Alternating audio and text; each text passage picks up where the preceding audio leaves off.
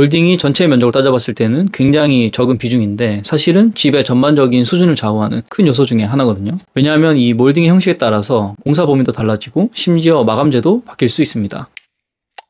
안녕하세요. 집이야기 정소장입니다. 아마 다들 보신 적이 있을 거예요. 조금 연식이 있는 집에 가면 이런 두꺼운 체리색 몰딩이 있죠. 디자인이라는 게 호불호가 있다고 하지만 이런 느낌을 좋아하는 분들은 이제 많지 않을 것 같아요. 요즘은 몰딩이 아주 얇거나 아예 없는 형식으로 하는 경우가 많죠. 이게 사진으로 보면 쉽게 이해할 수 있는데 설명으로만 듣다 보면 조금 헷갈릴 수 있거든요. 그리고 이걸 우리 집에 적용하려면 어떻게 해야 되는지가 궁금하잖아요. 오늘 영상에서 이 몰딩의 종류와 각각의 장단점에 대해서 전부 말씀드려보겠습니다. 먼저 용어 정리를 한번 해볼게요. 우선 몰딩이라는 게 뭐죠? 몰딩은 벽이나 천장, 그리고 바닥, 그리고 문 이런 경계에 설치하는 일종의 마감재라고 보시면 되는데 의도에 따라서 장식적으로 사용할 수도 있고 깔끔한 마감을 위해서 최소화할 수도 있습니다. 몰딩은 크게 세 가지 종류로 이해하시면 되는데 벽과 천장 사이에 설치하는 천장 몰딩, 그리고 벽과 바닥 사이에 설치하는 바닥 몰딩, 그리고 벽과 문이 만나는 부분에 설치하는 문틀 몰딩이 있습니다. 천장 몰딩은 형식에 따라서 계단식 몰딩, 무 몰딩, 마이너스 몰딩 이렇게 구분할 수 있는데요. 계단식 몰딩은 계단처럼 단이 있는 몰딩입니다. 보통 이걸 뒤집어서 역계단 형태로 시공을 하게 되는데 이런 부분 때문에 간혹 계단식 몰딩을 마이너스 몰딩이라고 하시는 분들도 계시거든요. 그런데 그건 잘못된 표현이죠. 몰딩을 붙이는 순간 밖으로 튀어나오는 형태가 되기 때문이죠. 무몰딩은 이름 그대로 몰딩이 없는 거죠. 그리고 마이너스 몰딩은 천장면보다 한두 개 더 안쪽으로 들어가 있는 몰딩입니다. 바닥 몰딩도 형식에 따라서 돌출형, 평형, 마이너스형으로 구분할 수 있는데 우리가 흔히 걸레바지라고 부르는 게 바로 이 바닥 몰딩이죠. 바닥 몰딩의 형식은 천장 몰딩과 비슷하다고 보시면 되는데 다만 한 가지 큰 차이가 있습니다. 바로 기능적인 부분인데 천장 같은 경우는 손이 닿거나 하는 부분은 아니잖아요. 그래서 재료가 어떻게 만나는지 이런 눈에 보이는 것들이 굉장히 중요한데 바닥의 경우에는 눈에 보이는 것뿐만 아니라 직접 몸이나 청소기가 닿는 부분이기 때문에 걸레바지라는 기능이 중요한 거거든요. 그래서 이런 유지 관리에 지장이 없는 마감이 되어야 됩니다. 마지막으로 문틀 몰딩인데 문틀 몰딩은 두께에 따라 구분할 수 있는데 보통 우리가 많이 볼 수 있는 40mm 이상의 문틀을 일반 문틀, 그리고 9mm 정도 되는 얇은 문틀, 그리고 문틀이 아예 없는 히든 형태로 나눠볼 수 있습니다. 지금 이 정도가 기본적인 몰딩의 형태라고 보시면 되고 이런 기본적인 방식을 바탕으로 디자인 의도에 따라서 다양하게 응용하기도 하는데 이 부분은 뒤에서 한 번 더 말씀드리도록 할게요. 몰딩의 색깔에 대해서 얘기하시는 분들도 많은데 사실 이런 거는 마감의 퀄리티와는 크게 관계가 없는 부분입니다. 왜냐면 이 컬러만 다른 필름을 덧붙여 놓은 거잖아요. 마감 재료 자체의 퀄리티도 중요하지만 진짜 중요한 건 재료가 붙기 이전의 바탕인데 오늘의 테마인 몰딩이라는 게 결국은 목공이라는 바탕 작업을 어떻게 계획하는가에 따라 달라지는 겁니다. 이제 몰딩의 종류는 아셨을 테니까 각각의 장단점과 어떤 경우에 적용하면 좋은지 알아보도록 할게요. 천장 몰딩 먼저 보겠습니다. 꼭 그런 것은 아니지만 대체적으로 이 왼쪽에서 오른쪽으로 갈수록 작업 난이도와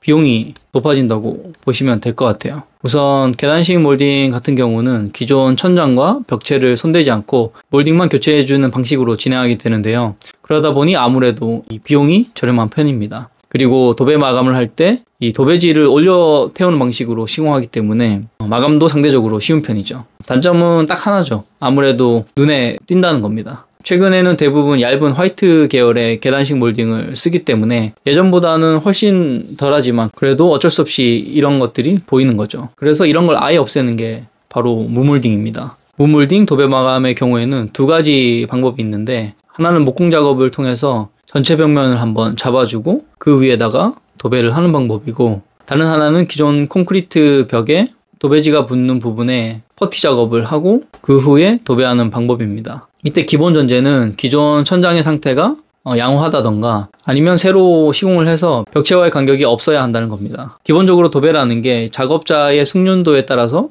결과물의 차이가 크긴 하지만 같은 사람이 한다고 했을 때는 당연히 목공으로 면을 잡아준 쪽이 마감이 훨씬 더 잘 나오겠죠. 마이너스 몰딩은 재료가 만나는 부분을 의도적으로 음각 처리를 해주는 건데요. 별도의 금속 재료를 사용해서 만들기도 하고 아니면 벽면이나 천장을 석고보드 한 장이 아닌 두 장으로 시공하는 경우에 두 번째 보드를 의도적으로 띄워서 재료 두께만큼 매질을 만들기도 합니다. 이걸 응용해서 벽체를 살짝 띄워서 시공해주면 천장 대신 벽체 매지가 생기게 할 수도 있습니다. 이렇게 마이너스 매지를 넣으면 재료와 재료가 만나는 부분이 보이지 않기 때문에 가장 깔끔하게 마감할 수 있습니다. 물론 그만큼 비용이 높아지겠죠.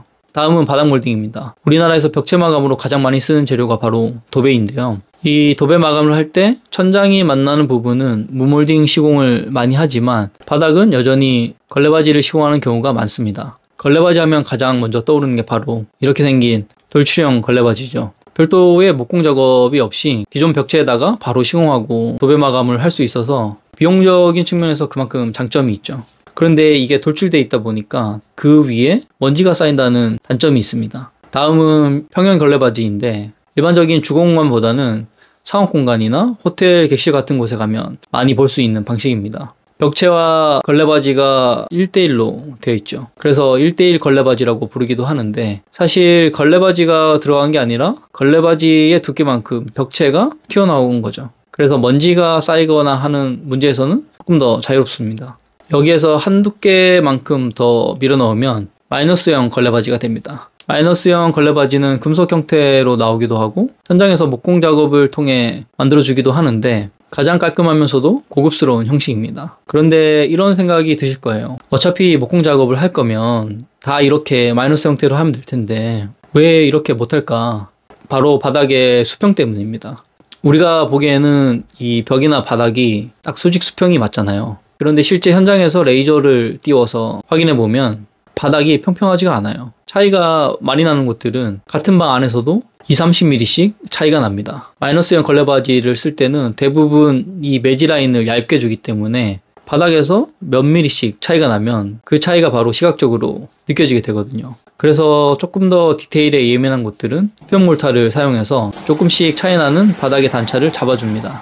그렇게 해서 시공을 하는 거죠. 물론 수평 몰타를 한다고 해서 바닥의 평활도가 100% 잡히는 건 아니에요. 그럼에도 불구하고 이 단차가 심한 것들은 상당 부분 커버를 해주게 되는 거죠. 마지막 문틀 몰딩입니다. 우리가 문선 몰딩이라고 부르기도 하는데 문이라는 게 서 있으려면 문을 잡아주는 문틀이 필요하겠죠. 이때 문틀과 스토퍼의 계획에 따라서 보여지는 부분이 달라지게 되는데 그게 바로 문틀입니다. 흔히 보는 일반 문틀의 경우에는 벽 두께만큼 문틀을 세우고 그 위에 몰딩을 덧대주는 형식입니다. 벽체와 문틀 사이를 커버하는 역할을 하면서 문의 장식적인 요소도 되는데요. 그래서 실제 문틀보다 더 두꺼운 경우가 많습니다. 이런 마감 형식이 도배 마감이 주를 이루는 우리나라에 잘 어울리는 방식이었던 거죠. 그런데 이게 너무 투박하다 보니까 문선을 얇게 만들기 시작했는데 그게 바로 9mm 문선입니다. 다들 잘 아시는 것처럼 9mm 문선은 몰딩을 별도로 덧대는 대신에 이 스토퍼를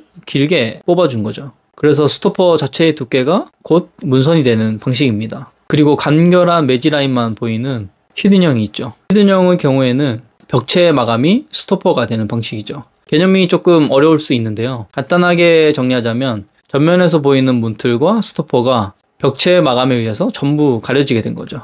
히든도어의 경우에는 대부분 벽체를 도장이나 필름으로 마감하게 되는데 스토퍼 부분이 문이 항상 닿는 부분이기 때문에 도배를 할 경우에는 금세 하자가 생길 수 있기 때문입니다. 그런데 최근에 보면 도배 마감인데도 문선을 없애는 경우가 있거든요. 회사마다 다양한 방식으로 디테일을 풀어내고 있는데 저희 회사에서 진행한 걸 잠깐 소개해 드리자면 전면에서는 벽체를 그대로 감아 남겨서 히든 형태로 처리하고 대신에 문과 만나는 부분은 마이너스 매지 형태로 마감 처리를 해서 이 도배 마감과 문이 직접적으로 닿지 않도록 했습니다.